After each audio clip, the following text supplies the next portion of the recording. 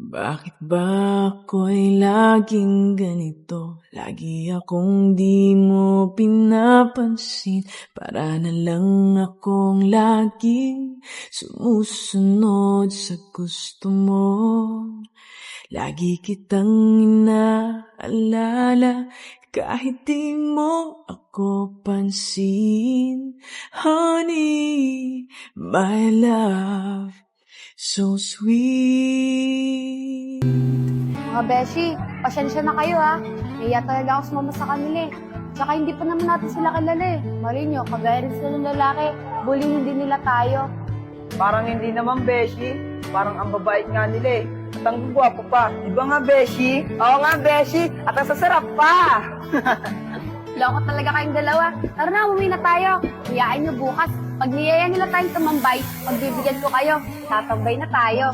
Salamat, Beshi. Tara, uwi na tayo. Kikay, nandiyan ka na pala. Kumain ka na. Magluto na ako dyan. Oh, parang malungkot ka ata. Ate Kim, bakit po ba ako? Oh, bakit ko naman natanong yan? Kasi po, sa school, binulit po kami ng mga kaibigan ko. Binulihan po ako.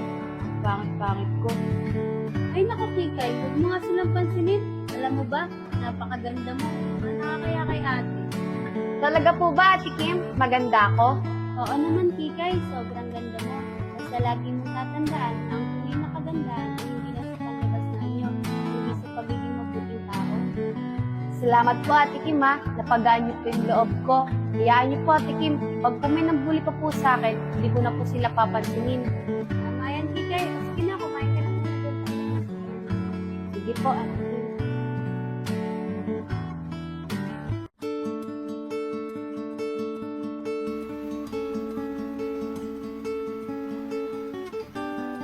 Kikay, anong oras na? Hindi ka pa ba tapos dyan? Baka maliit ka sa school. Ate Kim, patapos na po ako. Tagal naman ni Arvina. Tinawag lang naman si Mati. Oh, Arvina, ba't di mo kasama si Mati? Beshi, hindi makapalak si Mati. May pasahin mo ka. Ano ba kasi nangyari? Ay, Beshi, nakalimutan ko sabihin sa'yo. Kagapon, nabully kami sa school. Sinuntok si Mati. Wala nga kami ginagawa sa lalaking yun eh. Bigla na lang sinuntok si Mati. Ganun ba, Beshi? Kawawa naman pala si Mati. Ang laki pa naman pasahan niya dito banda sa labi. Kaya di siya makapasok ngayon. Oo nga, Beshi. Buti nga may tumulong sa amin yung tatlong lalaki. Pupogi pa. At ang sasarap pa. Ganun ba, Beshi? Sayang, hindi ko sila nakita. Ay nako, Beshi. Tara na nga, pumunta tayo kay Lakikay para makapag-makeup na rin tayo. Para pagpunta natin sa school, magaganda tayo pag nakita tayo nila. Ganun ba, Beshi? Tara na. Ate Kim, maganda na po ba ako? Oo naman, Kikay. Lagi ko naman sinasabi sa'yo na maganda ka eh. Ano naman nakakaya kay ate? Ate Kim, papasok na po ako ah. Ano oras na po kasi eh.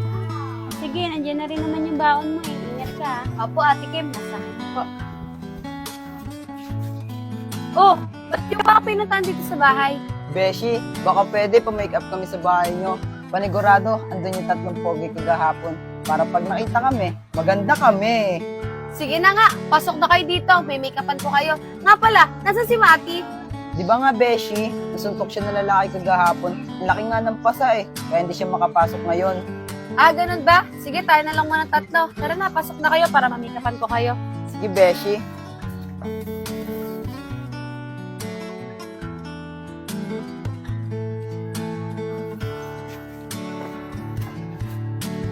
Napakaganda mo, Beshi. Ikaw rin, Beshi. Ang ganda natin, Beshi.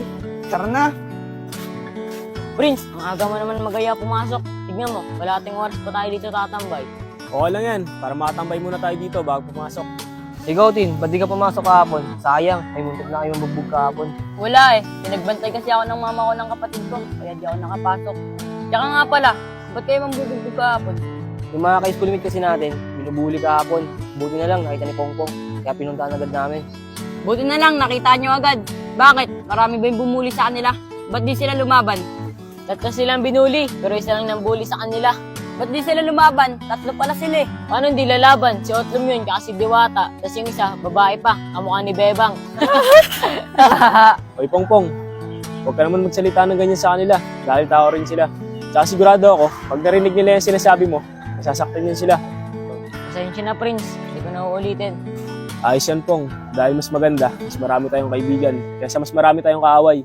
Oo, Pong, tama si Prince. Oh, ayun na pala sila eh. Oh. Tin, ayun yung sinasabi namin sa'yo. Kikay, ayun yung tatlong pogi kagahapon, oh.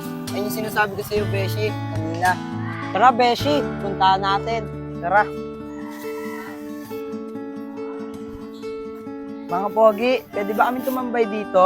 Sige, ayos lang. Wala namang problema. Tara, Beshi, upo tayo. Pong, tama nga yung sinasabi mo. Ang gaganda nga nila. Beshi, ang ganda daw natin. Perfect yung make-up! Dahil na to, mukhang reyna ng mga tipaklong. Tin, ito yung isa. Wait lang, sisipating ko lang. Para ang reyna ng mga langgam. Hoy, grabe ka naman. Ngayon ka pa lang nga namin nakilala, ganyan ka na. Aalis na lang kami dito kung lalaitin mo lang kami. Tara na mga beshi, malis na tayo dito. Guys, wait lang. Pasensya na kayo sa kaibigan ko, ah. Ganyan lang talaga yan. Pero sa totoo lang, bait yan. Hindi kasi nakakatuwa. Kahit sabi mong biro lang yon, masasaktan ko mga kaibigan ko. Justin, tara dito. Humingi ka ng pasensya sa kanila. Guys, pasensya na. Kala ko kasi, sasakay kayo sa biro ko. Kaya ako nasabi yun. Ano mga beshi? Okay lang ba sa inyo na patawarin niyo siya? Oo, Beshi. Pogi naman nila eh. Iba nga, Beshi. Hay nako, Negra. Ikaw talaga. Basta talaga pag mga gwapo, ambis mo magpatawad. Parang hindi naman, Beshi. Parang ang babait nga nila eh. Alam mo naman. Di ba nga, Beshi? Oo nga, Beshi. Ay, sarap. Kayo talaga, ang nilandi nyo. Tara na nga, pumasok na tayo. Kuya, pinapatawad na daw po ng mga kaibigan ko yung kasama nyo. Pasok na po kami, sasabay po ba kayo? Oo, sabay kami. Guys, tara! Sabay na tayo sa kanila pumasok.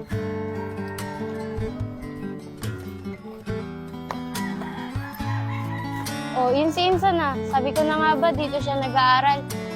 Insan! Oh, si Pinsan! Guys, mauna na kayo, sasabayan ko na yung Pinsan ko. Oh, Pinsan, dito ka na mag-aaral? Oo, pinsan, dito na ako pinag-aral ni Papa para malapit sa inyo ni Ate Kim. Ah, ganun ba, Pinsan? Bakit? Nakabalik na ba si Tito Tunay ng ibang bansa? Oo, Insan, nakabalik na si Papa ng ibang bansa nung nakaraang linggo lang. Ah, kaya pala dito ka nag-aral para malapit na rin sa inyo. Oo, Insan, para daw malapit na rin daw ako sa inyo. O, tari ka na. Pumasok na tayo. Baka malit pa tayo eh. Tara, sige.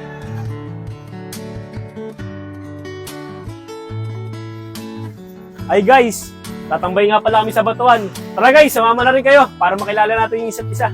Sige, sasama kami. Gusto namin ni Arvina yan. Tara!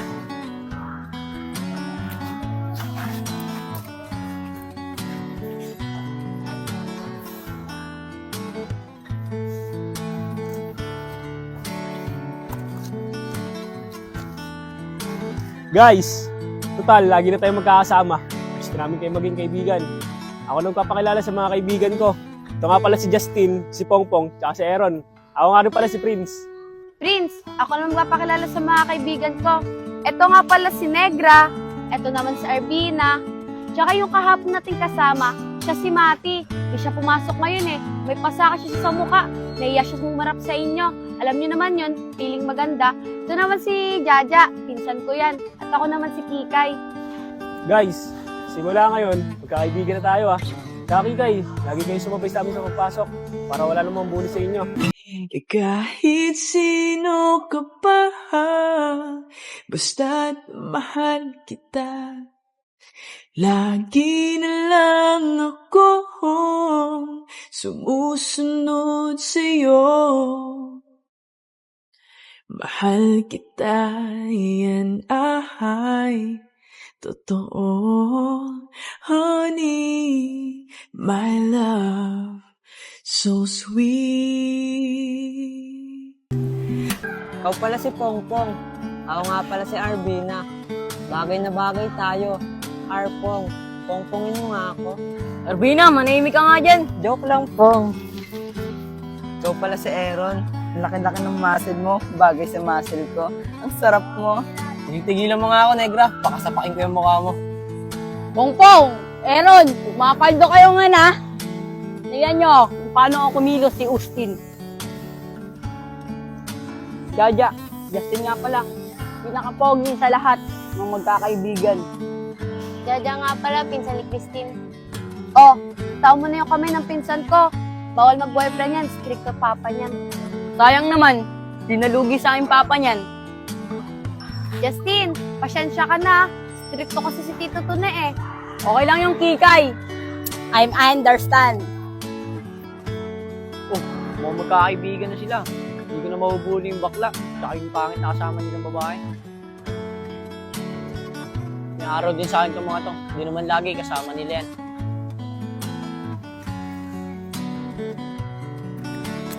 Guys, uwi na kami ah. Ano oras na kasi? Tsaka baka hanapin tong pinsan ko. Sige, Kikay, sasabay na rin kami. Kikay, papaiwan mo na kami ni Aaron dito. Uy, Negra, wala ka sa'yo sinasabing ganyan ha. Prince, tara na, uwi na tayo. Parang lugi ka pa, Aaron. Tayo mo nga ako.